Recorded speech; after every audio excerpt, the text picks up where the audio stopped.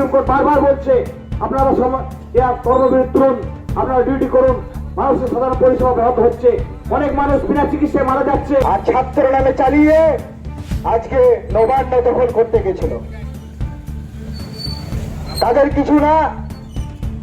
আর্যিকর কাণ্ড একটা সত্যি দুঃখনীয় বিষয়, সেটা মমতা ঝাড়খণ্ড বিশ্ব থেকে লোক ঢুকিয়ে ছাত্র দেখায়।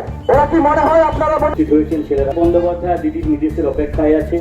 নাহলে পশ্চিমবঙ্গে বিজেপি আপনারা দেখেছেন বারাবরীতে বিজেপির শক্তি কতটা আছে, তার প্রমাণ তো আমরা এমপি ইলেকশনে দিয়েই দিয়েছি। প্রায় 20,000 ভোটে আমাদের ব্লক লিড করেছিল। আমরা বারাবরী থেকে আমরা লিড দিই।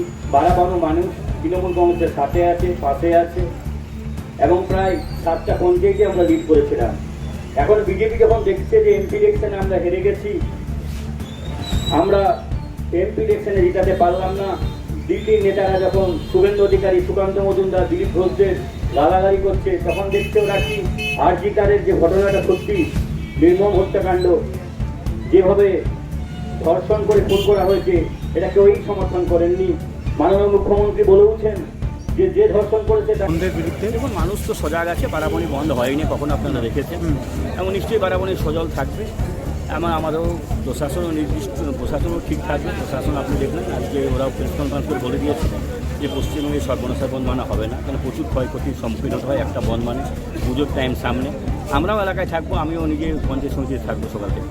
দাদা, কালকে দেখা যাচ্ছে কালকে একটা প্রতিষ্ঠা দিবস আছে, এবং এই দিনগুলোকে উল্লেখ করে ওরা কি বন্ধের ওরা চাইছেই তো অশান্তির পরিবেশ সৃষ্টি করতে। এটা তো একটা সাম্প্রদায়িক দল, দাঙ্গা লাগার দল, এটা কোনো দলেই নয়। এমন উচ্ছৃঙ্খল দল পার্টি করছে। আপনারা বারাবণীতে দেখবেন যে ওদের নেতারা কে নেতৃত্ব দিচ্ছেন উচ্ছৃঙ্খল, সবসময় ফেক নিউজ ছেড়েছে।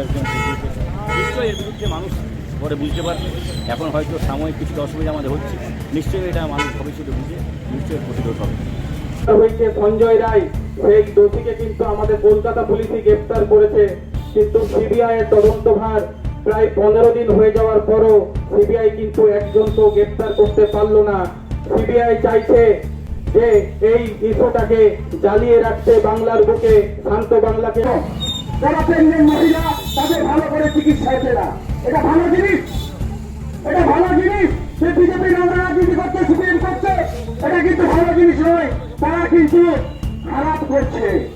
তারা ভাবছে যে ছাত্র আন্দোলন করে বাংলাদেশের পরে আমরা মমতা বন্দ্যোপাধ্যায়কে হাঁটি। অর্জুন সিং থেকে শুরু করে যারা যেমন কলেজে পড়ে, আমি দেখলাম প্রায় 60-70 বছরের মানুষ যে বলে, আজকে বুঝতে পারলাম যে বিজেপির কথায় তারা স্টুডেন্ট।